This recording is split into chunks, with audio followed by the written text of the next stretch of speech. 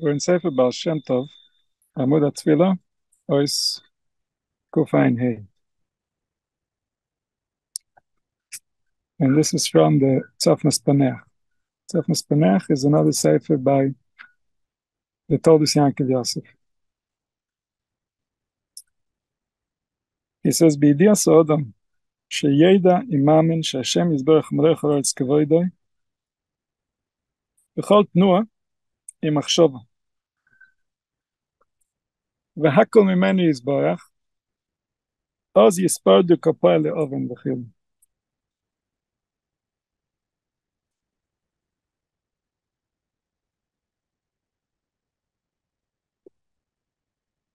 He says, if a person could believe the truth, then he will be saved from all illusion. And when a person is saved from all illusion, then there's no force in the world that can hurt him. The only thing that can hurt a person is his own illusion, because when he goes into illusion, he disables the angels that are there with him to protect him. He tells them the wrong instructions. He is causing himself harm. His own power is going against his own good. But as long as he does not enter illusion, all the angels know that this is a divine creation, and they have no right to violate it in any way. They have no right not only to violate it, the safety and the sanctity of the being and all its parts, but even to offend its will. The angels have no right to offend the human will. The angels know this. The demons don't know it. But demons only have power when we are hallucinating and we give them power. When we are in the truth, the demons have no power. The world of illusion, all the forces of the night, they disappear when we are awake to the truth. That's day. When our spiritual eyes are open, that's day. Then the animals that prowl at night disappear. Those are the forces that cause harm. They cause harm by creating illusions for us. And then we live in those illusions rather than in reality. And then we give the angels instructions that are not in our best interest.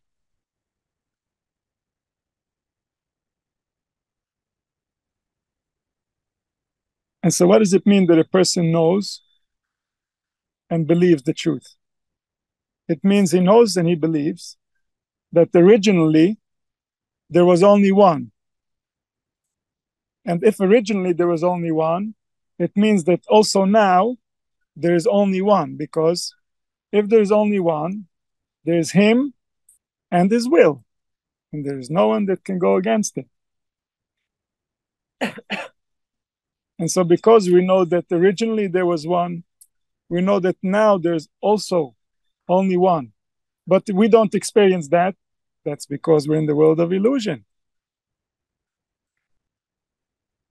In the world of illusion, we cause the demons to act out against us because we believe things that we're not supposed to believe.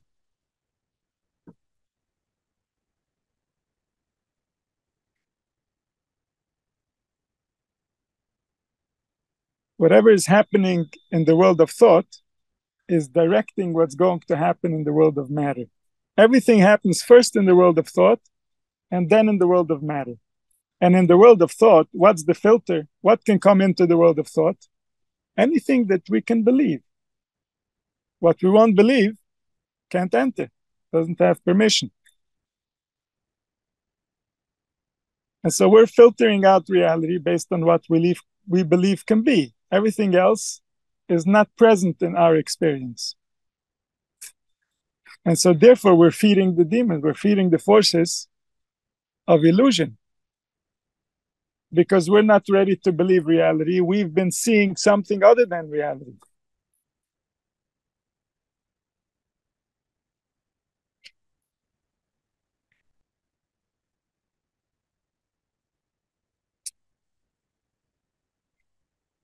And so if a person believes that there's only one, there only was one and there only is one, it means that every movement that's taking place within what exists is somehow based on his will. On whose will? The original one's, the one, the only one. If it exists, somehow that grew out of his will. But it doesn't mean that he wants it specifically in this way, in this condition. It means that if we are going to think and believe the way that we do, this is the accurate answer based on his will. If we're going to think differently, we're going to get a different answer based on his will. And so everything that is a result of his will. But he prefers that we should do it differently. He agrees with us that this way is very uncomfortable. And yet, his will is that if we don't get it, if we're not developed enough emotionally, if we're not sensitive enough spiritually, he wants that it should be uncomfortable. Yes, that's his will. It's not a mistake. It purposely doesn't feel good when we do it wrong. And so in every movement is him. It means you give it your best shot and see how he reacts. Then you will know. This is how you're going to learn. You're going to get to know him by trying your best, seeing how it reacts, and then trying better and better until you get it right, until the soul says, yes, this is exactly how I want to be. Now I'm happy to be me under all circumstances. If I'm not happy to be me under all circumstances, then something I'm feeding my soul is not right. I have to at least identify what that is. Otherwise, I'm probably offending my soul all over the place. And so every movement is his design. There's not going to be a movement that's not him purposely saying that if you dance this way, I will dance that way.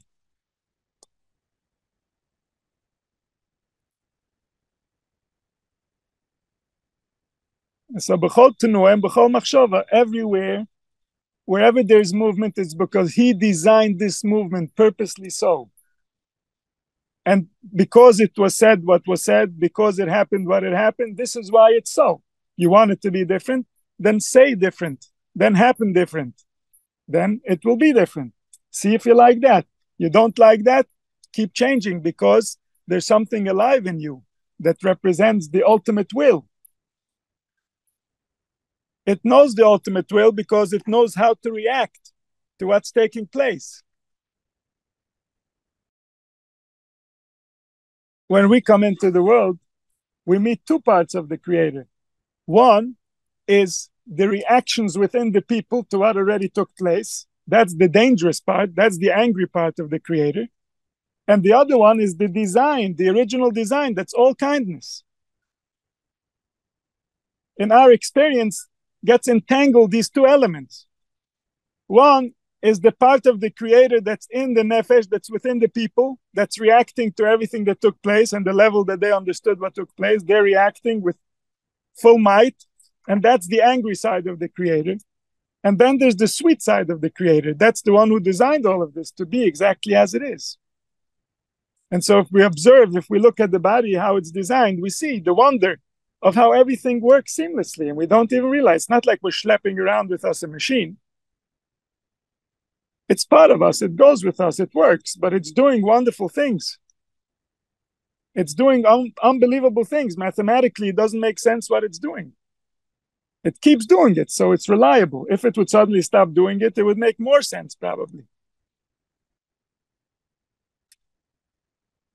And yet it's all happening seamlessly because there was a design that's very kind, that's very sweet. There's someone that really likes us, that thought about how to make us.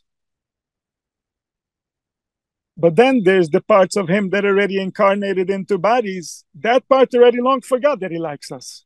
That part is the dangerous part.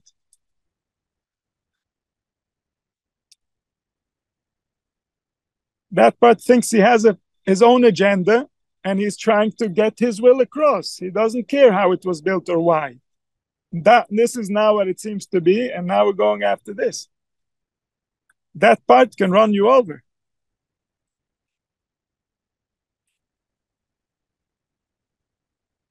But even in that part, it's the master that designed them to be this way. It's the master that said, if a child is born with the beautiful soul that I give to children, the clean, precious soul that wants to live without any conditions, and I put that into the world, and now that soul is going to go through all types of what we call here training. In the world from where the soul comes from, that's called that she's going to lose access to herself. When we're training her how to be a member here, she's losing access on how to be a member there. And so the Creator's design, the kind design, says that this should not feel comfortable. This is not right. This I will not allow to pass, and everything is okay. Everything should not feel okay in such a situation. If the soul has lost access to her own home, to her own spirit, to her own design, this is the will of the master, that when she loses access to herself, it shouldn't feel right. She should feel like she's searching for something, like something needs to be found to fulfill her. Because something does need to be found. She's forgotten how she is. She got stuck in a world that made her forget her real nature.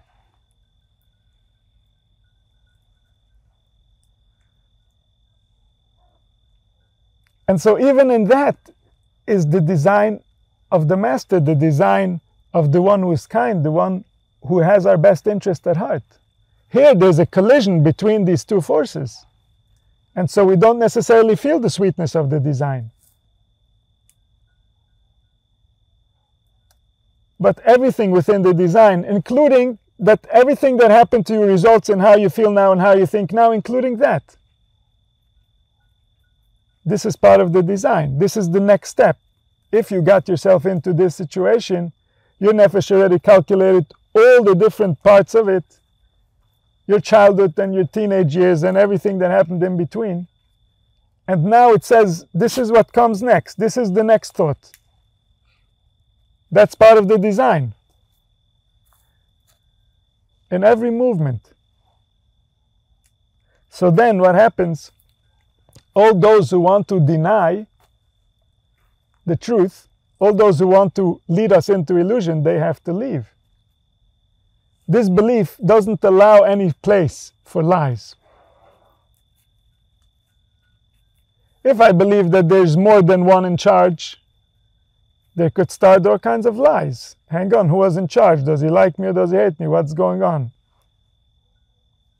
But if there's only one in charge, then it must be that all the lies are removed, because where would they attach themselves? They would attach themselves to the source. The source is one. He would only be good to himself. They would attach themselves to me. I don't really exist. I'm his will. I, as a person, as an individual, wasn't there to create myself. And so his will created me.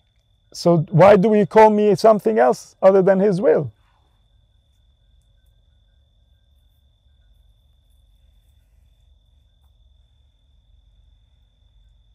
And so if I remember, then they cannot come and tell me that I'm something else. If I don't remember, then they can come and tell me a story, and then I could lose access, and then I can forget my soul. Then I won't feel very good.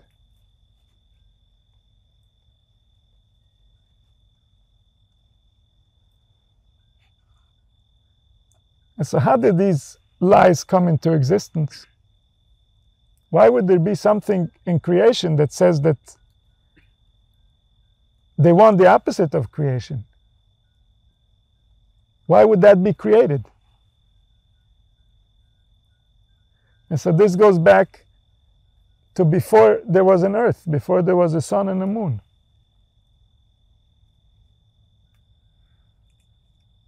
That the way this world was created was that there was going to be concealment.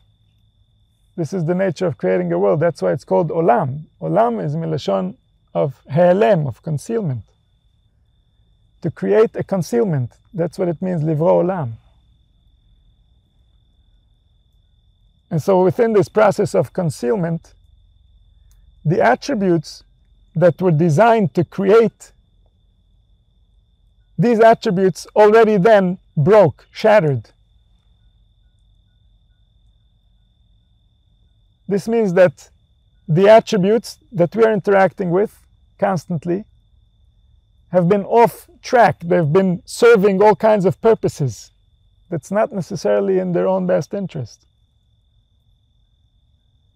And so, for example, the attribute of love. I can love things. And that's amazing. That's a sweet thing to be able to love. But I can love the wrong things. And then it's not a sweet thing. It means this attribute, instead of serving the master, is not serving my real purpose. It's serving some other purpose, or maybe no purpose. And the same goes for everything. I can be afraid, but what am I afraid of? Do I understand that there's something real here that I'm interacting with, and I'm afraid of that? I'm afraid of reality, or am I afraid of the circumstances that might happen that I could never figure out anyway? And so am I staying straight to something that's real? Or am I just rolling with the punches and I'm afraid of whatever is presenting itself on my screen randomly? And then my fear is not making me stronger, my fear is making me weaker. If I'm afraid of the one who created me, then I must be strong, otherwise I won't be able to fulfill the duties. But if I'm afraid of what might happen, then what can I possibly do? Is it really up to me? Things happen to people all the time, and I'm people.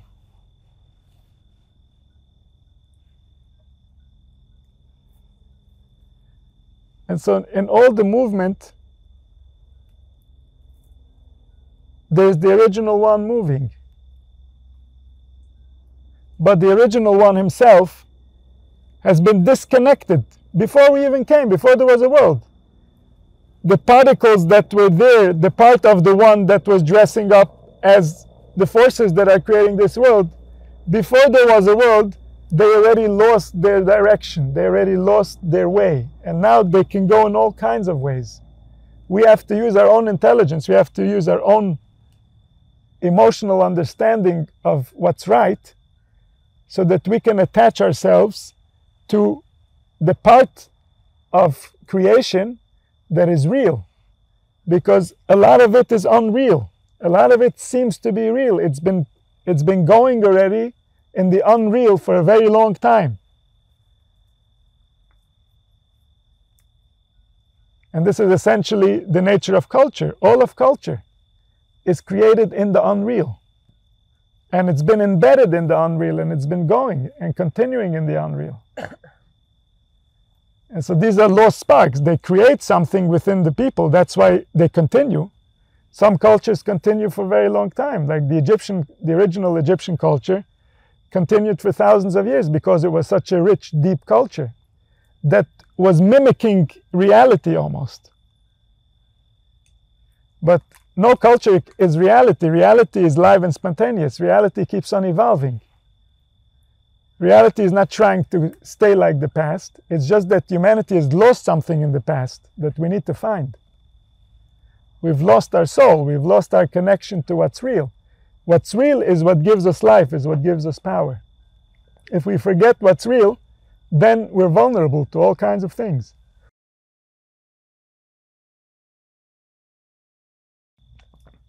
And so these fallen sparks is what we are trying to redeem. The parts of the Creator that forgot that they're parts of the Creator. Anyone know anybody like that?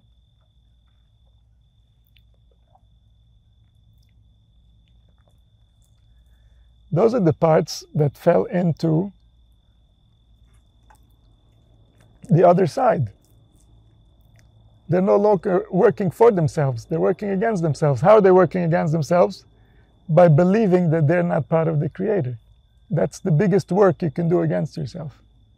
That opens you up to all kinds of claims. And who's going to be the judge? Who are going to be the witnesses? It's all within the soul. As soon as the soul is no longer in its right position, then all the demons, all the false beliefs, all the fearful imaginations have power over the soul. But nothing happened. This is just the soul anticipating what is going to happen, what should happen, what needs to happen. This is not about what happened. What happened is dealt with an entirely different part of the brain. What happens has to do with the senses. It's not in the imagination. But the imagination anticipates, and the imagination draws, and the imagination creates prophecies.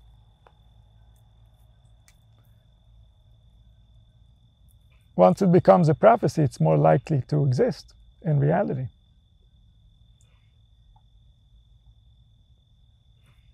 And so the fallen sparks, meaning our attributes, when they turn against what's really good for us, this is what we are trying to redeem with all our work, with all our worship, with all our prayer. Everything that we're doing is in order to redeem these fallen sparks. So when we believe that every movement is Him, then that spark that believes that is redeemed. The spark that believes that he believes in something for some other reason, if there's any other reason why he believes it, then he's already kicked out from there. He didn't get it.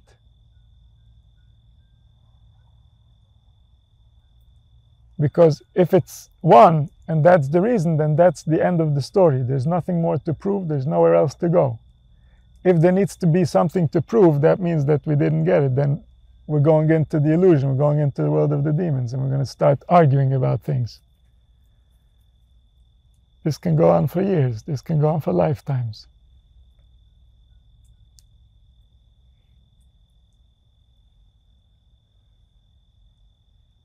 Until the soul gets redeemed from its own argument. What are you arguing about? What do you know about what? You know what a human creature is. You understand, you studied. You know what it has been for thousands of years. You know what it's capable of. You know what it's supposed to be. You know if the way that it's behaving based on the circumstances is angelic or demonic. You know the circumstances.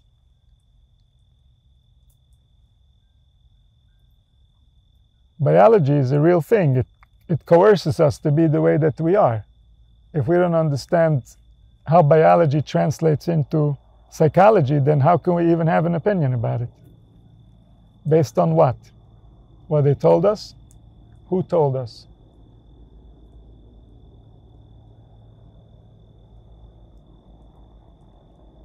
Is there anyone that's qualified to have opinions about these things?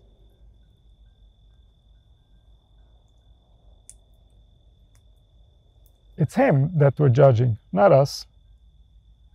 We're just poor souls trying to make it. It's Him that we're judging. He's being judged because we think we're smarter than the one who made us. That's what's taking place because we are fallen sparks. Do we want to remain fallen sparks? Is it comfortable to be a fallen spark? Or do we want to go home?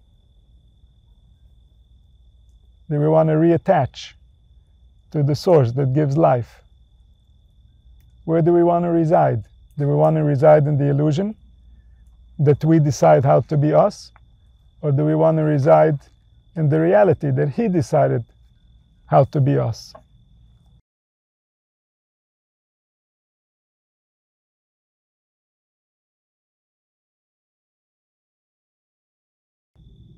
If we live in the illusion that we decided, we're never going to be clean. The angels are going to play with our minds, and we're going to lose our chance to live.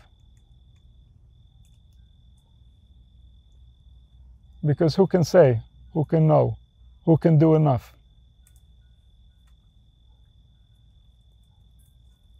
We're talking about the absolute. We're talking about something that's bigger than all the galaxies, has the power to power them all, and it doesn't get tired. Have we done a service to him? Is that what we're trying to accomplish?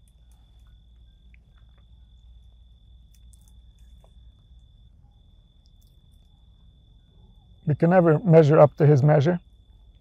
We can only do based on our measure. And that's all he expects from us, is based on our measure.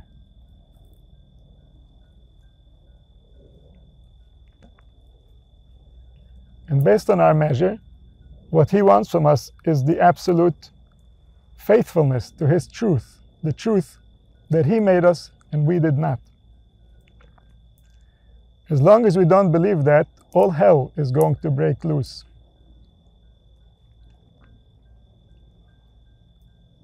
That's what hell was created for, to bring lost souls back to their source.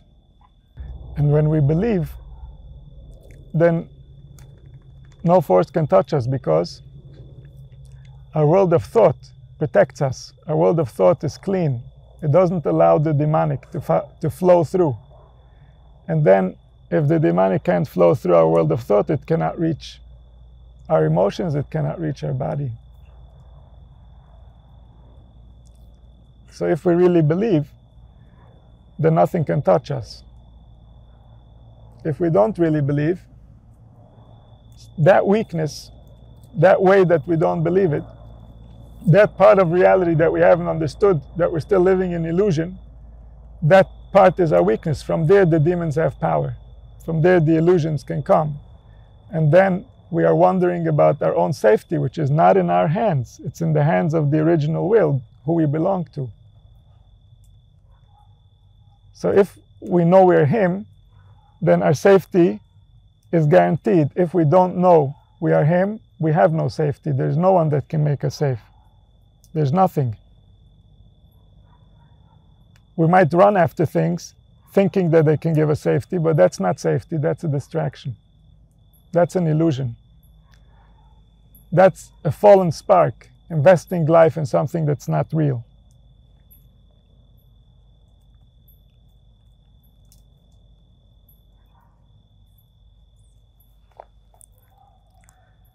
והוא בחינס דעס להי אביכו ועובדהו בלב אבשלום. That David HaMelech says to his son Shlomo, know the one you're worshipping, know the divine, and then worship.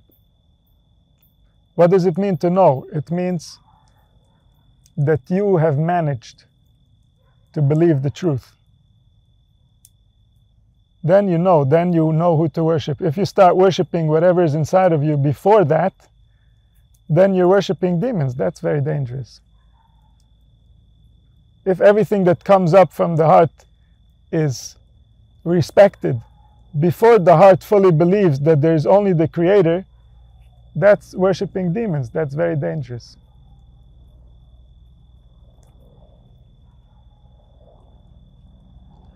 And so, before you start worshiping, know who you're worshiping.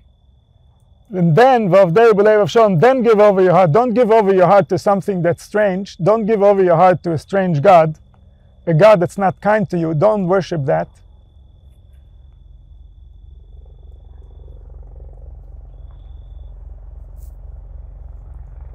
First know who you're worshiping, then give him your heart. Ois kuftes vav.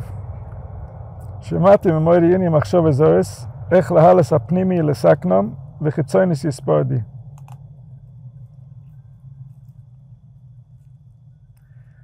When a thought comes, it's your thought. You wanted to think it. But I hate it. It doesn't do me good. You still wanted to think it. Why did you want to think it?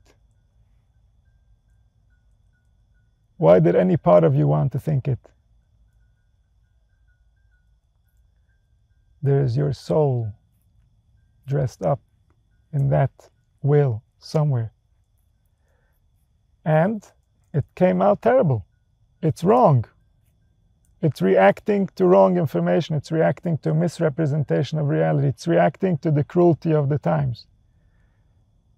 But behind that, there's something real.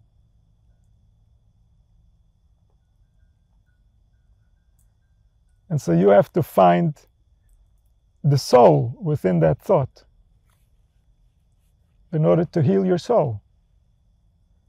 So it will only think what's good for it.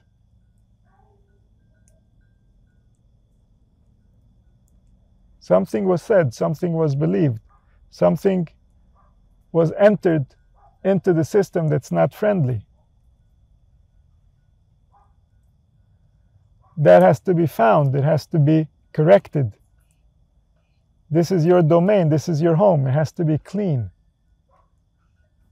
This is the one place that you need to be safe, at least. The whole world is that one place. May it happen now, but for now, until the whole world, at least there.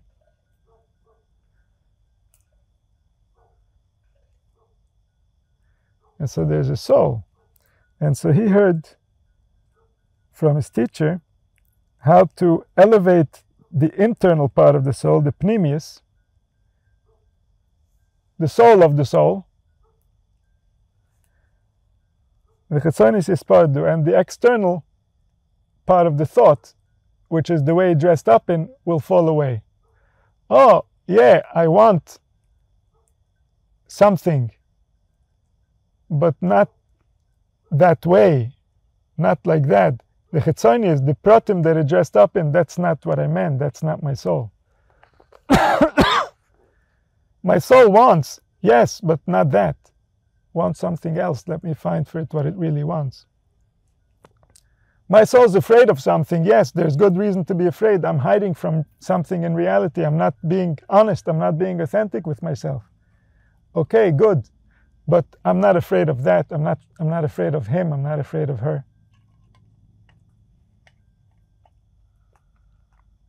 And so there's a part inside that's your soul, that's the truth. The way that it's dressing up is not real. The way that it's dressing up is demonic. And so he received instruction on how to redeem the soul of the thought while discarding the dress of the thought.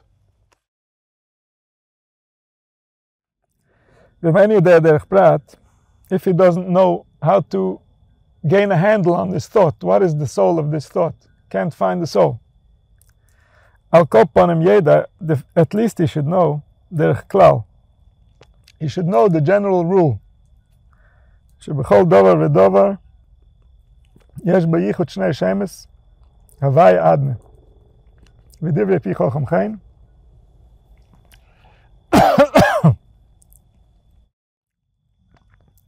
So if he can't do it on this thought, he can't find the soul of this thought. He can know that every time a thought gets created, it's coming from a desire within the creator to give to creation, to give to the Shekhinah. Every thought that gets formed is taking desire from the original source, because we said that everything that's taking place is based on the will of the original one, the one that's within all. And so it means that if now is forming a thought, this thought is getting will, is getting desire from that source. And so within that thought, there's a shefa, there's a communication that's coming from HaKadosh Baruch Hu to the Shekhinah. And so we are witnessing an interaction between creator and creation. Because the goal of all these interactions is that the Shekhinah should become intelligent, and then she can be in love with her source. And so every thought is a continuance of this conversation. And this is what it means, that there's a yichud between the Shem Havaya, which represents HaKadosh Baruch Hu, and the Shem Adna, which represents the Shekhinah. Every thought is uniting creator and creation. And so if he doesn't know the specific soul of this thought, at least he should know that bevadai the thought has a soul. Otherwise it wouldn't be created. If there wasn't the will of the source that this thought should form, then it never would have formed. Because we don't have the power to give instruction to what's taking place. We can only go within His will. We can go anywhere we want within His will. And so it means that His will is involved in everything that's forming. And that's the unity. Now that the person realizes that this interaction, then that's the unification. Then the transaction that's happening between HaKadosh Baruch Hu and the Shekhinah, where HaKadosh Baruch Hu is giving to the Shekhinah, continues happening as usual. But the fact that the Shekhinah realized that it's taking place, that's the Chiddush of this person. In this person, the Shekhinah realized that, oh, HaKadosh Baruch Hu is really giving me. In all the others, she's still asleep.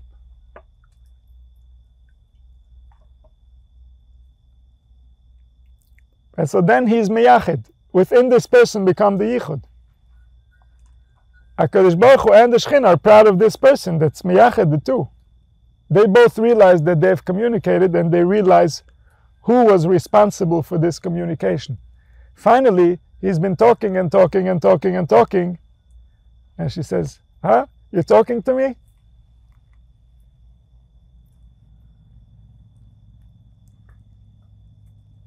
But when is he talking? Why are we thinking someone else is talking? He's only talking if we believe that it's all him. If we believe anything else, then he's not talking. Something else is talking. A deranged human heart is talking. But when a healthy human heart talks because she believes the truth, then it's him talking. Then it's Ruach HaKodesh, then it's Nevuah, then it's a flow that comes from the will. The original will is talking. Because what changed in between? Who else came in? Oskuf Tezayin. שמעתי בשם אורי ז"ל ביר ש"ס, אומר רב זיירה, כלומר שמע שמע משת כנויסוי. In the Gemara it says, Reb Zaira says, if someone says Shema Shema 2 times Shema, they make him quiet. Why do we make him quiet? Maybe the first time he forgot to organize his mind to have the right intention. And so therefore he wants to say it again quickly. How do we know that maybe he has some false beliefs or something is wrong with what he's saying? He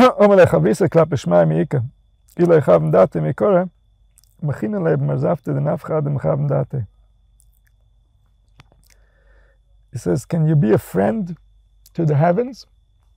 Meaning, the heavens were designed to perfection by the Master. So, if we go in accordance with their design, then it will work. If we don't understand their design, then how can it possibly work? You can't say, well, I'm really friendly with them. For me, they'll change how they work. So there's a design that he designed purposely, that this is how we have to interact with it in order for it to be right. So we can't change just because we have our own interests. And so he says, if a person didn't think with the right intention, then what would it help for him to say it again? So the Baal Shem Tov asks, what did it help this answer? The question remains. Could be the first time he didn't have the right intention. You're right, you cannot befriend the heavens and you have to do it right. So he wants to do it right again now. So now he wants to do it right. Like,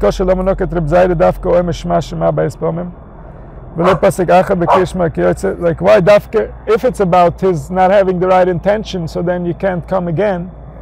So then why does it have to be Shema Yisrael? We can say it on any pasuk. If someone says any pasuk twice, say what? You didn't think properly the first time? You can't befriend the heavens? Why are you saying it again?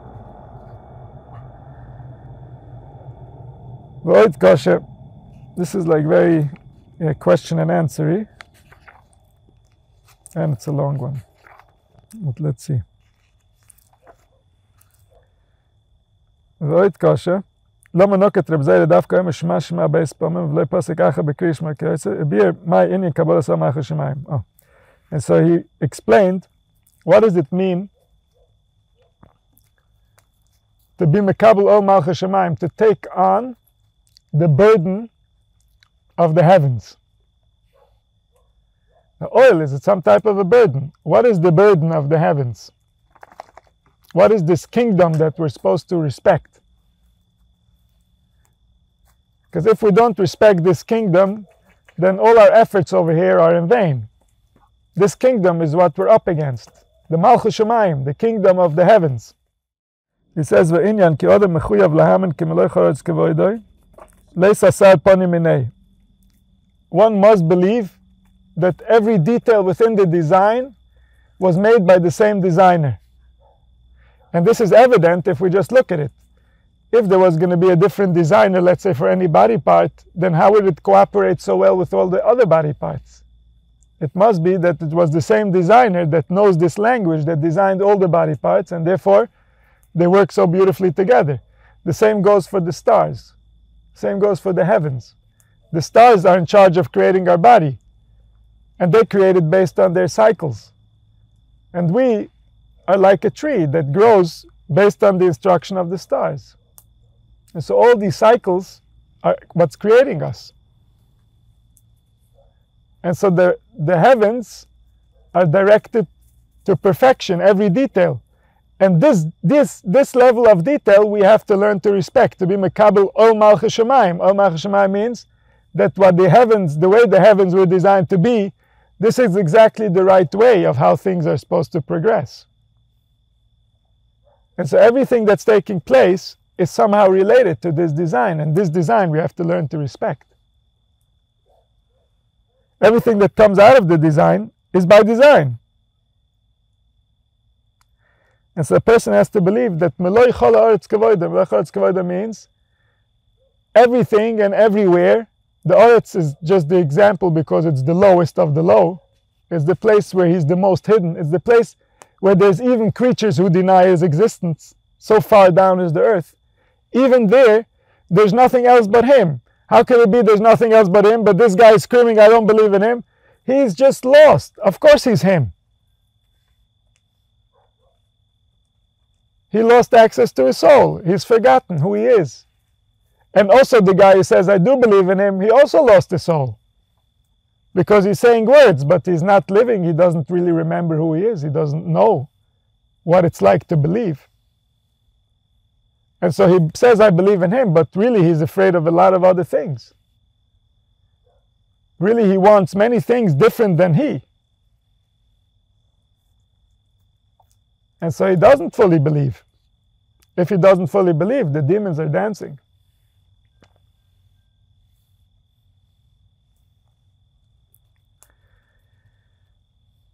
And so the person has to be mekabel ol malchus shemayim,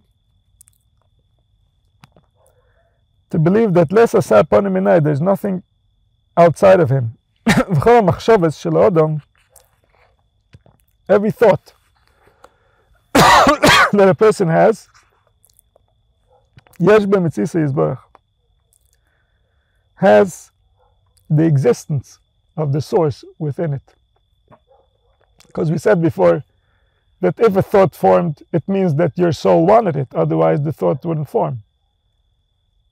And if your soul wanted it, it means that it was pulling from the original will, because your soul was designed by that will. And so it means that even within that thought, there's the will, there's the original will, otherwise it can't come out into manifestation. So in every thought, there's his existence. In every spark, you get the whole thing. Meaning this thought represents the entire creation, creator, all the dimensions, because it's a part of that, just like every part of me represents me. It's a part of creator creation and represents creator creation, just like you represent creator creation. also every part of you, and a thought is one part of you. It's a spark of your soul.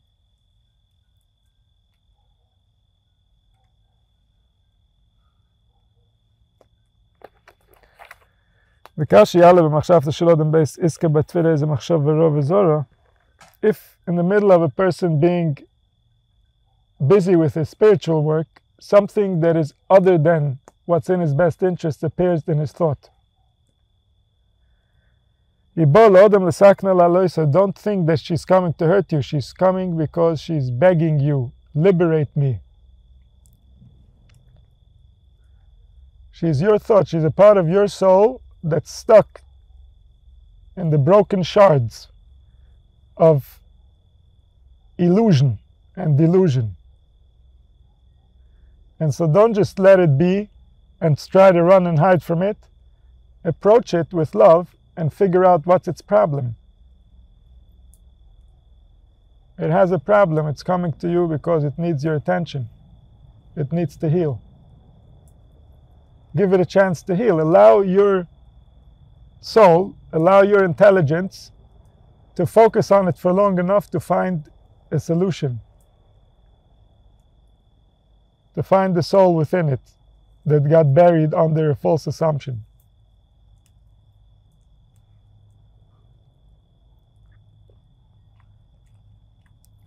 If he doesn't believe that his thought has a reason why it exists, then he didn't accept the kingdom of the heavens. He doesn't believe in the design. If he doesn't believe in the design, then all illusions can suddenly become realities. Who is protecting that soul? The guardian angels have been disabled because there's no confidence. The soul doesn't have confidence in the design of the one who designed it. And so now, who's going to protect that soul? Who's going to confirm to that soul that it's safe? That there's someone that's looking out for it and is going to make up for all its troubles.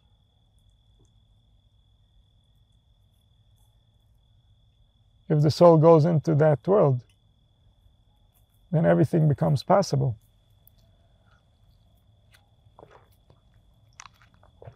So he wasn't Mekabel Ol Malchus Shemayim Shleima. He doesn't really believe. He's saying everything is him except. If there's an except after everything is him, then it's not everything is him, and that's all there is. So saying everything is him except is the same as saying nothing is him. Because once we've said except, in that door all the demons can come in.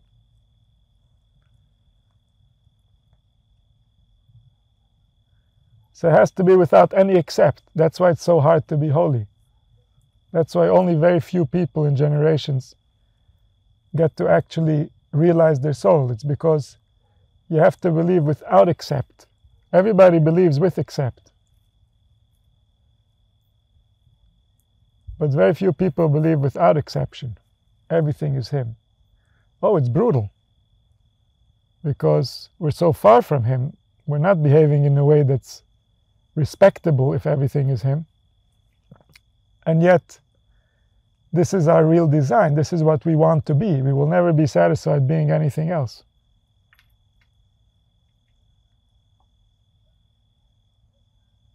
And so everything is him means we have to have so much respect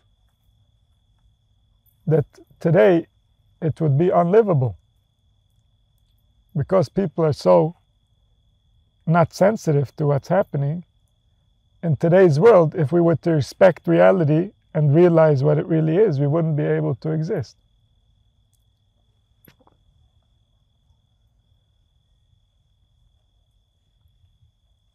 And so it doesn't change the truth, but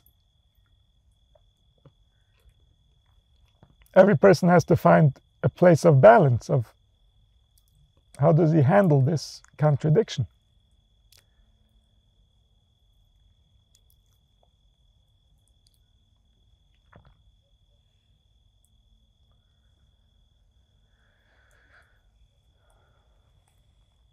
And so to be mekabel ol malchus shemayim shlema, it means to take that on. If you take it on, then you're mekabel ol malchus shemayim. It will push you. How far it will push you, we'll see. You just try to stay balanced while it's pushing you. And then you're going to become someone else that you never saw before. Not because someone else came, but because someone left. The one who was here before, hacking a chainik, he's no more here. Because all that was based on a belief that not everything is him. You can wiggle it, you can somehow cheat it, or somehow manipulate, or somehow do something to somewhere. But no, it's not like that. Just the opposite is true. It works so simple and so straight that if you try to manipulate anything, you're out. If you try to manipulate anything, you've forgotten your belief. And if you don't have your belief, then everything can happen already.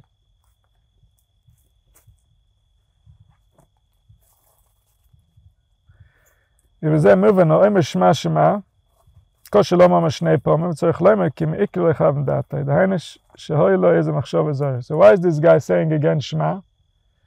Because before, he had a different thought. He had a thought that according to his opinion, was not suitable to the words that he was saying. Omnom, im yeda shesham gam ken hu yimetzias Hashem yisbarach, if he knew that who makes all thoughts, that same source, the source that I was saying and testifying to, Shema Yisrael Hashem Elokeinu Hashem Echad, I was saying there's only one, who created that thought? That one that I'm testifying about.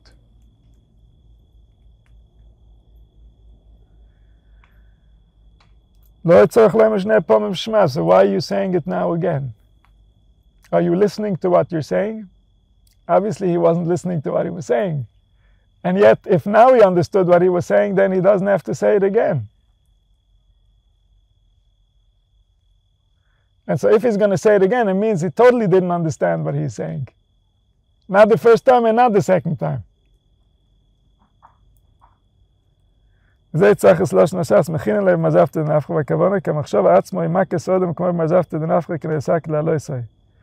He says, if you didn't think right, it means that your soul is telling you something. Listen to what your soul is saying. There's a reason why you had just that thought by that pasuk. And so trust that your soul knows and is acting in accordance with the design of the master. And then whatever comes up is meaningful. The thought itself is begging you to listen to it. ולא מוכר איזה פעם שאין אצלם משמע, כי לך זה שוב בפעם ראשון לא יש המציאס השם יסבורך, ונמצא מקצר במציאס יסבורך ובקבלה סמך השמיים, וככה הוא משעת חנויס ובדפי כוחם חיים.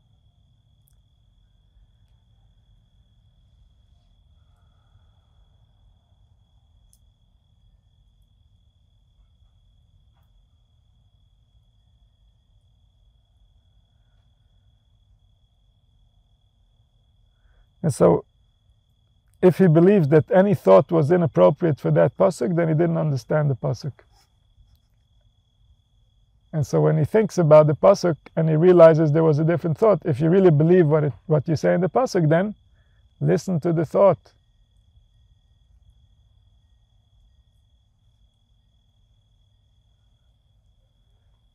V'piza bir shas ritzutzi demayis,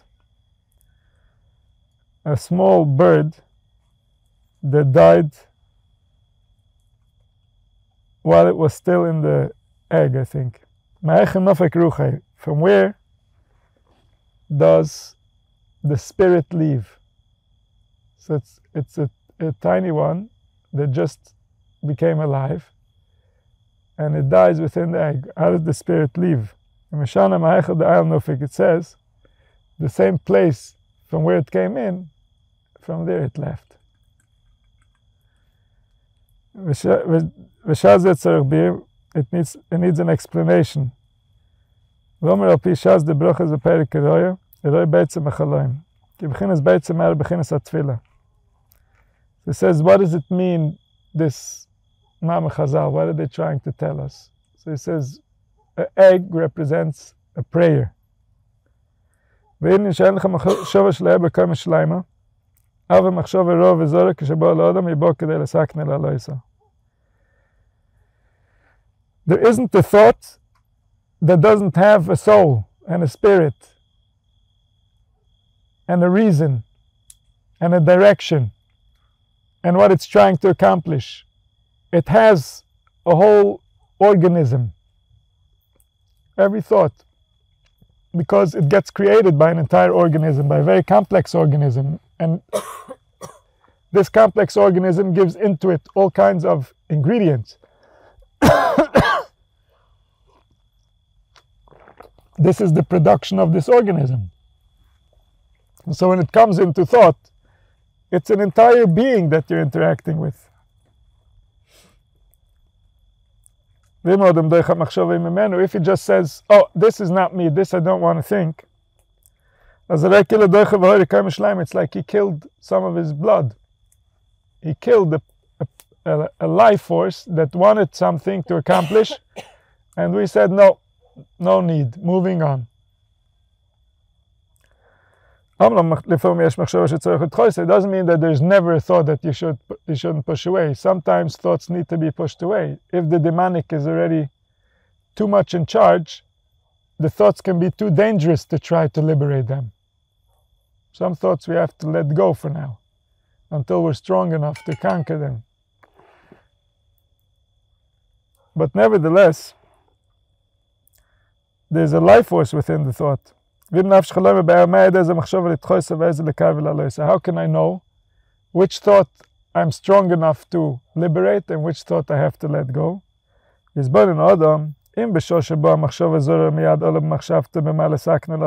he can easily find the path, then he should take the opportunity and liberate it. If he doesn't find the path,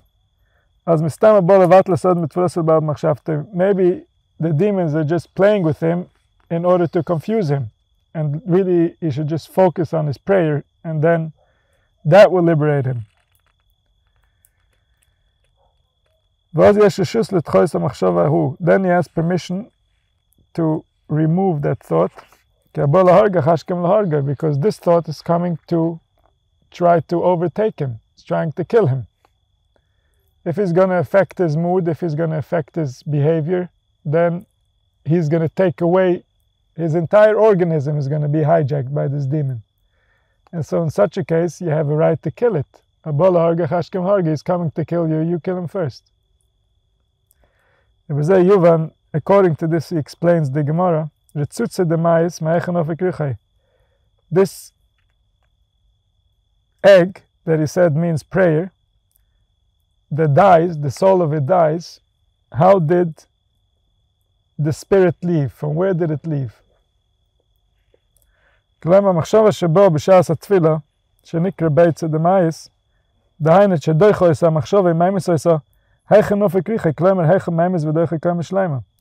it says, in the Nimshal it means, when you're praying and a thought comes, how are you allowed to kill it? How are you allowed to kill a thought? If it comes and it's difficult for you, you can't find a way to liberate yourself, you just want to move on and distract yourself towards better things. So how do you have permission to do it? Just the same way that the thought can come in and try to kill you, he wants to confuse you and to take away your power. So from the same place that this thought got the permission to come confuse you, you get permission to confuse yourself towards something else. From the same place that it came in, from there it came out.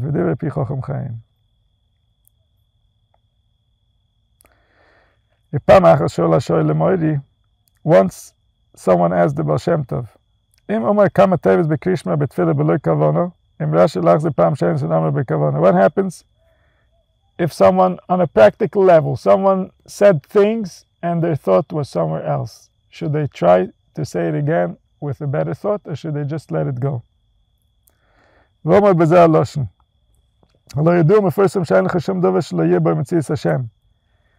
Everyone knows that everything in creation has some part of the Creator inside of it. But a thought is on a much higher level. In everything there is a Creator, but in a thought there are holy sparks, there are sparks of soul in a thought. A thought is not just any existence. A thought is a much loftier existence than a physical existence. A thought belongs to the management of the worlds. And so this is much closer to the king. And so within every thought is sparks of holiness. It's just that from these attributes that fell, if those sparks are involved in the thought, then the thought can turn to be against the owner. A thought that is violating its host. That's from the fallen sparks. And so he says, but in those fallen sparks, there are holy sparks that fell. There's some part of the Creator, there was a will, there was someone that needed to be, and now he's lost.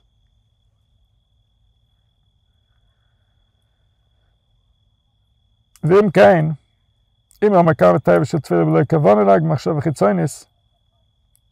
he says some words in the prayer with a thought that is for something else, it's what's driving those thoughts to come to the surface are the holy thoughts that are buried within them. The holy sparks that are buried within these thoughts, they are the ones that are coming now because there's holiness, because they want to be liberated. If he's going to say it again, then he's going to prove that he believes that these thoughts were not accurate and it wasn't according to the original will. Then he finds a space within creation where there wasn't the will of the Creator. And so there, the Shekhinah hides, the presence needs to hide because he's denying her existence. Therefore he recommends that he shouldn't say it again. He should only, in his thought, he should create another machshava according to the words without saying the words. Saying the words, he said the words already with that kavanah. But ayos that he wants to have this kavanah and he didn't have it yet because he was thinking something else. So he should think the thoughts of those words so that he also gets that. And then he should move on. This is from the Ben Poiras Yosef, which is another cipher of the Toldos Yankov Yosef. Oskuf Yitzayin, Omer Rivash, Rabbi Yisrael Bar Shem Tov, Nishmos begins with him, Al Gemara Mechin Le Mazavte Nafcha Shu Misas HaNefesh. It says that, what does it mean that when someone says two times Shema, that suddenly they give him this punishment of losing his spirit? And so we saw before the concept of the Shema Shema, where he says that someone doesn't really believe that the source is invested in everything that exists. And so he says the consequence of that is that we already know that this person doesn't have access to his own spirit. And so it's not that something else will happen that's going to punish him. The fact that he thinks this way and believes this way means that he lacks spirit, he doesn't realize truth, he doesn't live within the unity. And therefore, it says the punishment is that he will lose his spirit. But for him, there was no punishment, he didn't lose anything. This is just a statement of his condition. This proves that this is his condition.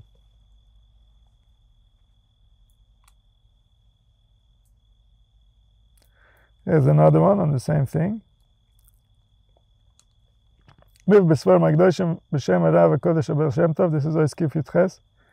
אמר ברבסייני כל היום משמע וכואף לו, מכין לב מזפת דנה אף אחד שיכוון דעתו, אין שמה שכל זה בשם קודש בריחס, so we just learned that, the explanation. ושורש הדברים, the root of the thing is כי עניין המחשוב הזור סבור מאוד למסורך התפילה בעסקי בתוירי, אויסם הנצויס הקדושים השנופני על די אויסו ויש בעצמו בתוך הקליפוס. Why did this thought think this way? Because someone very dear to your heart that you've been spending a lot of time with, in fact you've been with them since your birth, they thought so at some time, for some reason, in some way. And so therefore now this thought shows up. A thought doesn't show up out of nowhere. A thought is always based on previous thoughts, on previous events, on previous thoughts that were created by external stimulation, like things we've seen, things we've heard, things we've read, but essentially thoughts. All the thoughts that we are creating are consequences of other thoughts. And so he says, how did these sparks go in to the other side that now they need to be liberated? You know very well who put them there. That's why they're on the other side. And so now is an opportunity. Oh, I used to think that way.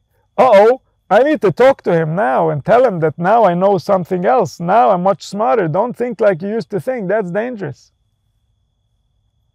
I need to teach this part of me about the yichud. Otherwise it wouldn't think this way.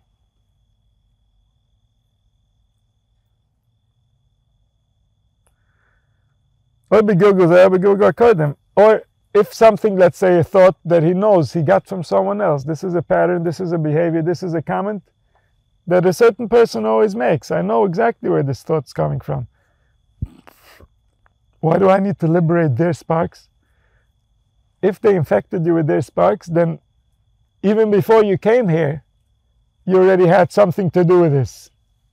That's why they have the power to do that to you. Otherwise, why would you buy in? You don't pick up everything around you. You pick up certain things based on something inside of you, certain magnets that have been set up throughout your evolution in the soul world.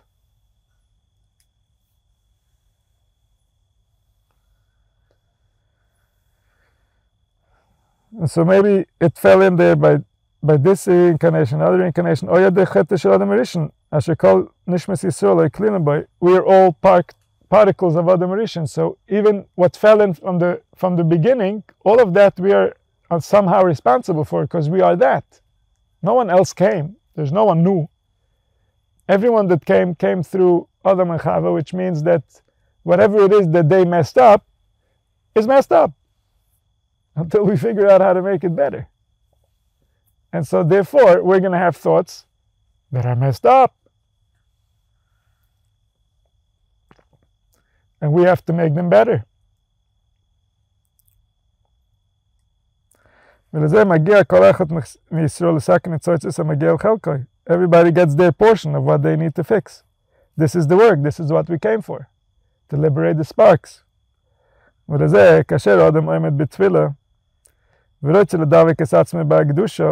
he's going up and he wants to become holy and pure, he wants to remember himself.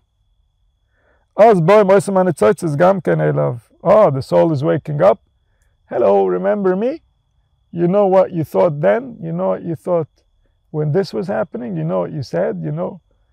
How does that match with what you're saying now?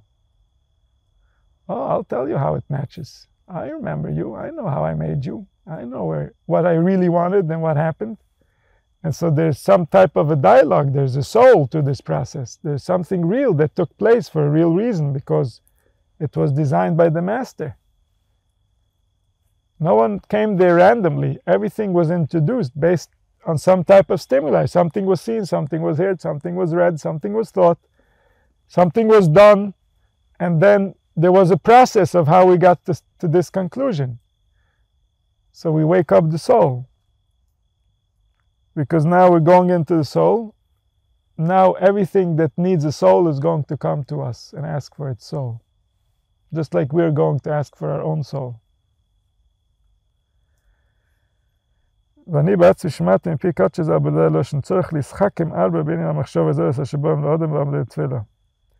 We have to be very wise with them, not to try to do every type of ishtadlis, not to abandon them, not to run from them, but to liberate them, to see the soul, to see the kindness in them, to see why they need it to be that way. This is how we can heal. This is how we can return the sparks. This is mamish, his power, his force, that are being presented to him so that he can repair himself. And so this is you begging for some type of a repair, some type of forgiveness, some type of a release. Every thought is you. Every thought is coming from the soul. Something is being said. And we have to try to be very wise so that we can liberate all parts. And this is the work. This is all we came to do. This is the work that we're doing as on the individual level. And this is the work that's going to liberate us on the collective level. It's all because if it's not going to happen in the world of thought, it's not going to happen. And so that's really where everything is taking place. Everything else is just a manifestation of that. Anything else is just a consequence, a symptom of the disease. If we see something is going wrong in a life, it's the symptoms of wrong thoughts. That's why it's wrong. There's illusion. There's something that's not real, that's not allowing the soul to remember itself. And then the life comes out with all the different marks of things that don't belong. Because the thought was not accurate. The life was not based on a real foundation. The foundation that attaches us above to the one that gives us life is in the world of thought. And through that comes emotion, through that comes the physical manifestation. The body is run by the thoughts and by the emotions. The body for itself is a vessel. And the vessel of the body carries within it all the spirits and all the forces. Everything that's running us is residing with us in the body as long as we're here. And so in there is a lot of the sparks, a lot of the lost sparks are physical in the body that we're carrying. That in them are ingrained patterns, are ingrained ways of thinking and instincts and impulses that are not accurate according to our soul. And this is why we need to heal. It's a process of healing the body from all the inaccurate particles of soul that contaminate it on some level, that reduce the will, that reduce the ability of the body to contain holiness, to contain the higher realms, the nature of the truth.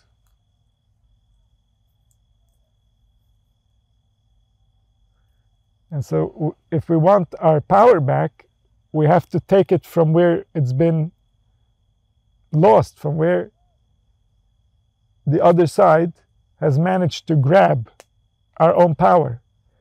And the way to do that is to allow our soul to present itself to us and to accept it, to know that it's kind, to know that it's good, and to explain it in a way that makes us realize that makes us know the kindness, that makes us remember the compassion of the Creator, that makes us remember His presence. Then we can be safe. There's no other place of safety. It's not possible. It doesn't matter if we all get together and we gather all the money in the world and all the armies in the world and there's no weapons. We can never be safe as long as our beliefs are inaccurate. We won't be safe from each other, and we won't be even safe from ourselves. It's not possible. Because as long as we don't live in the truth, whatever is not part of the truth is going to deteriorate and eventually disappear. And so we're really not safe. It's not just that we don't know. It's that when we don't believe accurately, we are really not safe. We really are exposed to elements that can really hurt us. The angels can be very cruel. If we go away, the further we go away from reality, the more the angels can be very cruel.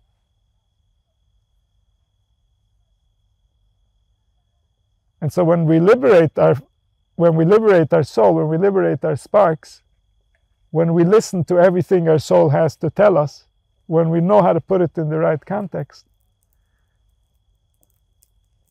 then we're safe. Then we have access to what's always ours. And then when all of the world will be able to realize this, may it happen now.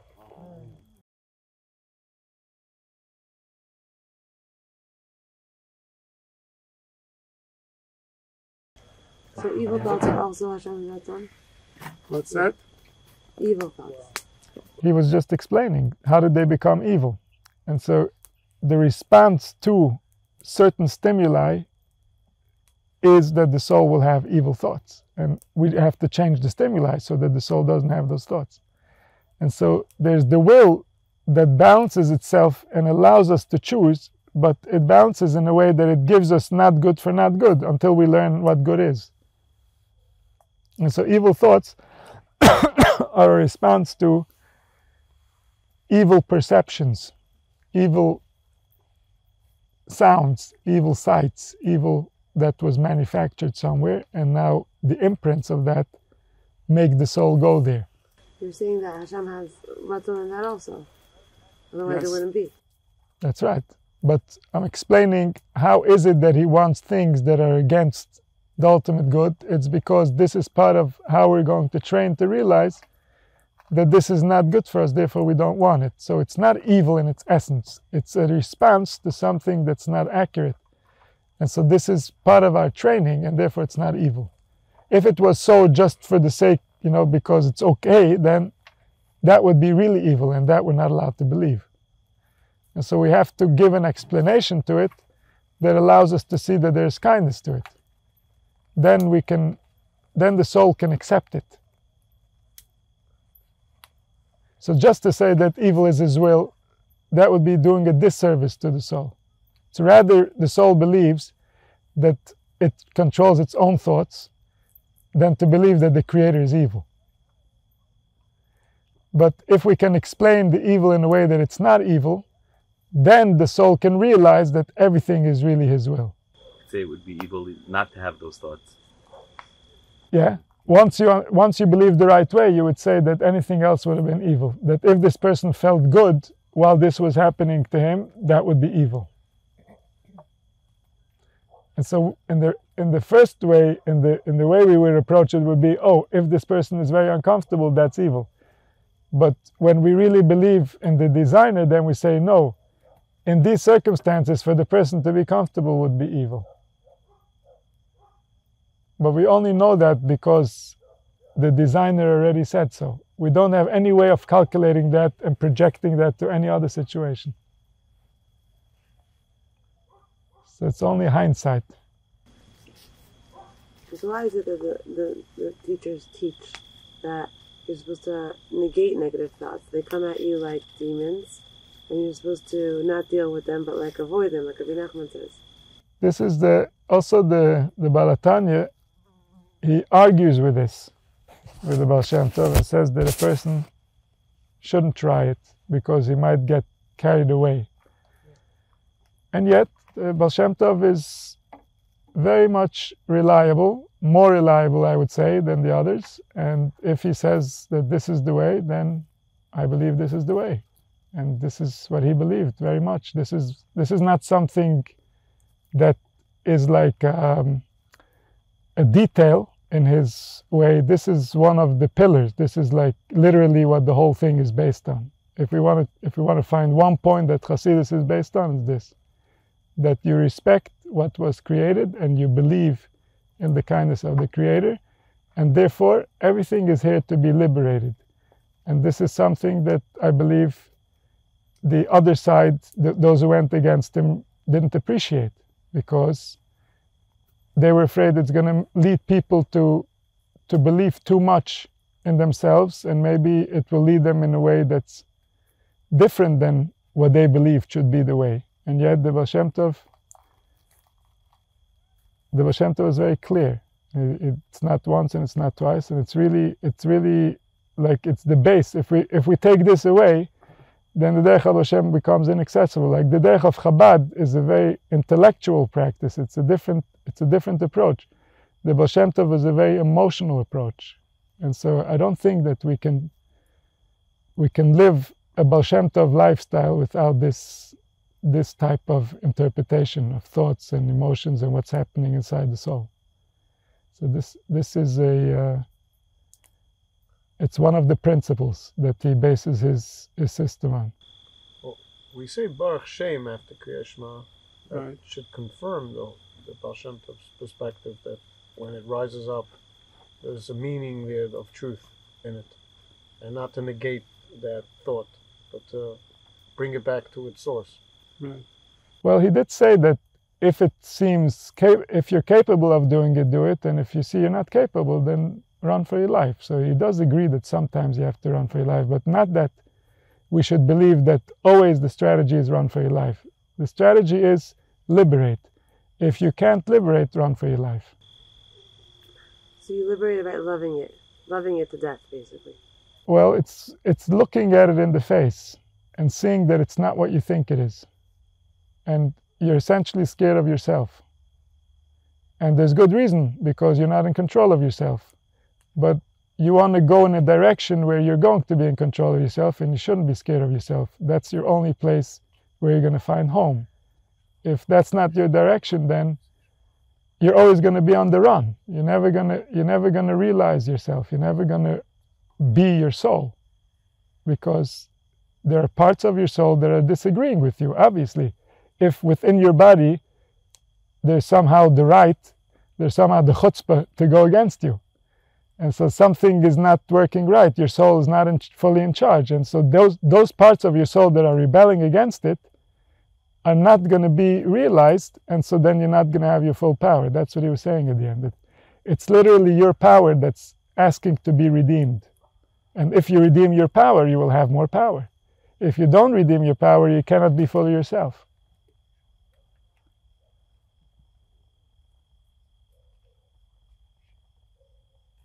But in the general way, it goes based on the midas, which means that thoughts are going to be usually to the left or the right or the center. And that's Chesed Gvur Tiferes, which means it's going to be about something you're attracted to, or something that you want to stay away from, or something that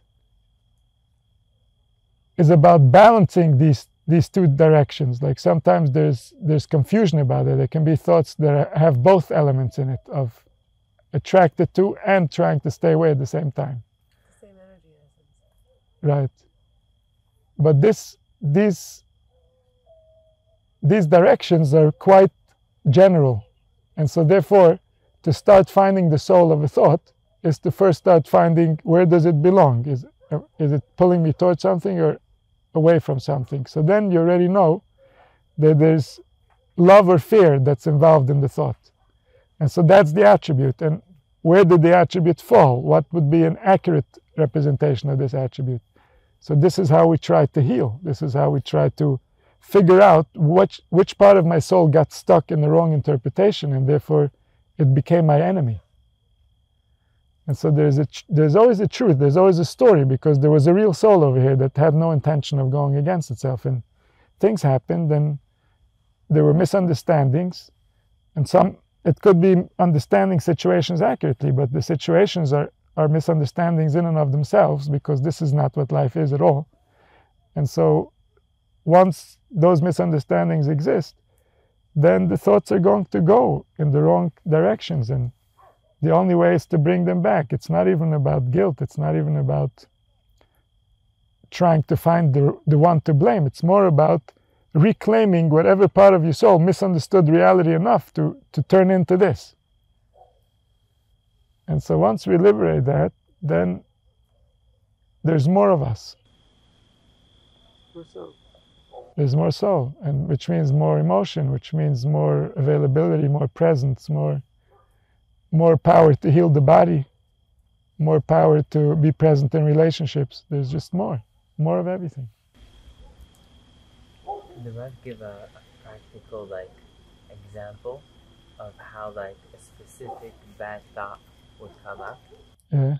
And the process of liberating it. Yeah. Sure. So let's say a person has a big fear about his finances. Yeah, that's pretty common.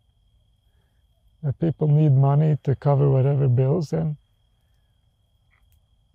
it makes them feel little, it makes them feel small, it makes them feel helpless when there needs to be more than there is, and it's frustrating. So he's going to go pray, and he wants to be all lovey-dovey with God, and suddenly comes this thought that says, hey, you know, we don't have enough money to cover the bills. God is sitting by the register and gives whatever he wants to anyone, and what's the story? And so that's a machshava zora. That's a thought that's not coming to get you closer to God, that's for sure. The fear itself. It's fear, it's frustration. There could be some anger, there could be some disappointment, there could be, like, depending on what that person thought in childhood, this might be like devastating, like, oh, this should never happen. I thought my life will be like this or like that, and I believed that for 20 years, so now I must have it. And so that thought comes in, and it starts creating conflict. And so the first step is to realize that right now you're where you are. Meaning, the conversation you're having in your mind does not reflect any other reality other than that you're standing there thinking it. It's not based on the real story of what is taking place, or how humanity came to be, and why there's an economy, and why people work, and why do I have what I have. Like, it has nothing to do with that. And so why do you choose to think this way? If it's not really within your best interest, it's not really about reality, because it's okay to ask for money. It's part of the prayer, yeah? Is that this is what used to be money, is when nature would give you abundance. But nature can still give us abundance, even if it has to pass through many hands. And so we ask for it, and we're allowed to ask for it, and that's fine. It only becomes a machshava zor, it only becomes a strange thought when it's working against you. It's just taking away your prayer. It's not helping you pray. It's not bringing you closer. It's not an emotional thought of, this man has been through so much. You know, it would be so nice if he had more, so that he can rest a little. Oh, Hashem, wouldn't it be nice if he had more, so he can rest a little? That's a very different conversation. It's a very different thought. And so when we go to this thought, we're asking, why is this thought coming with an aggravating tone? Why is it angry? Why is it upset? And then it goes back to, how did I create my perception of my needs and what should be happening, and what it goes back to the approach I have to life in general. Is this world now, the way that it's happening, is this the tachlis? Is this the purpose? Is this the way it was designed to be? Or is there something obviously very wrong, and that explains a lot of things? And one of those things happens to be that most people don't have enough money. And so when we bring it back more to the lenses within our perception that resulted in these conclusions, so then we're actually starting to heal the soul. Then we're starting to realize that, wow, this is really weighing on my relationship with the Creator. And it shouldn't be so, because look, percentage-wise, most of the people are struggling, and they don't have enough, and they always want more, and percentage-wise, that happens for most of their life. So if I'm going to let this interfere with my relationship with life and with my love for the Creator, then I'm really going to come out of here very poor, in a place that really matters. And so you liberate that spark, because that spark is looking out for your good, but you explain to it, the world is broken. So do you still want to dafka have it the way that you think, or should we try in such a situation to make the most out of what's possible to make? And so something emotional is happening, And if we just brush it away, then intellectually we think that we've won. But emotionally we didn't win. We're still angry. If I brush away my thoughts, say, oh, can't think about Hashem. Whatever Hashem does is good. Emotionally, I'm still upset. I didn't solve the problem. I'm just not letting him speak. My heart still believes that something is wrong. I'm not letting him speak to my brain. Wow, big win. But if I listen to him, then I'm ready to listen to what my heart has to say. If he's upset, it means that he's misunderstood something. Or he's upset about something and I need to do something. Okay, then I for sure want to listen. He's upset about something and something needs to be different. I'm doing it wrong. He doesn't like what I'm doing. Okay, then of course I want to listen. And so if you listen to the heart of it, if you listen to the soul of it, then it comes home. It never wanted to hurt. Who wants to hurt? There's anything in you that wants to hurt you? There's anything in you that wants to hurt your prayer? There's anything in you that wants to hurt your thought process or cause you aggravation? Where would it come from? And so it's for sure good. It for sure wants your best interest, but it doesn't know how to do it. And so it's like a little child throwing a tantrum. So don't say, oh, when you're done with your tantrum, then come back. No, go listen to his tantrum. Poor kid. Something is really aggravating to him. Try to calm him down and help him. See what's wrong. And so then you liberate the soul. Then you have more soul. This is like inner child work. This is the Baal Shem Tov's approach to liberating everything that got offended and got damaged throughout the process. Is to know that it's holy, to know that it belongs, to know that it did right. The angels never make mistakes. Wake up from the illusion. The illusion that there can be something else or someone else. It can go wrong, but only because we are asleep. Not because the design is wrong. If we will be accurate, then we will see the wonders of the design. We will not stop thanking. Kol neshima v'neshima tahalalyo. It's not going to be miraculous. You're going to want to thank your same nature just like now. The same things excite you and the same things make you angry. But you're going to see things that are going to make you want to thank every breath. And those things already exist. You're just not seeing them. If we see, then we'll know. And when will we see? When we will live in the truth, when we will wake up to reality. Until we're living in the illusion, and we think there's some factions here, and this side, and this one against that one, and that has to win, and that has to lose. All that is part of the fallen sparks. It's sparks that have forgotten their nature. They no longer know how to get together. They no longer know how to make it work. But when we liberate them, also in the individual and also in the collective, then we will see. No more questions. No one will waste their time asking questions. They'll have too much to do. And it's for sure coming. No one would invest all this in order not to go to the finish line. That would be quite silly.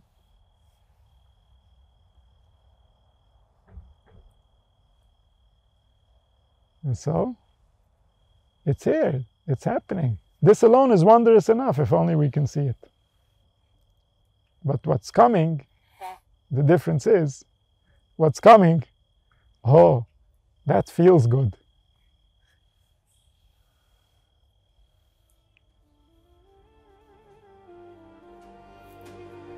Yeah.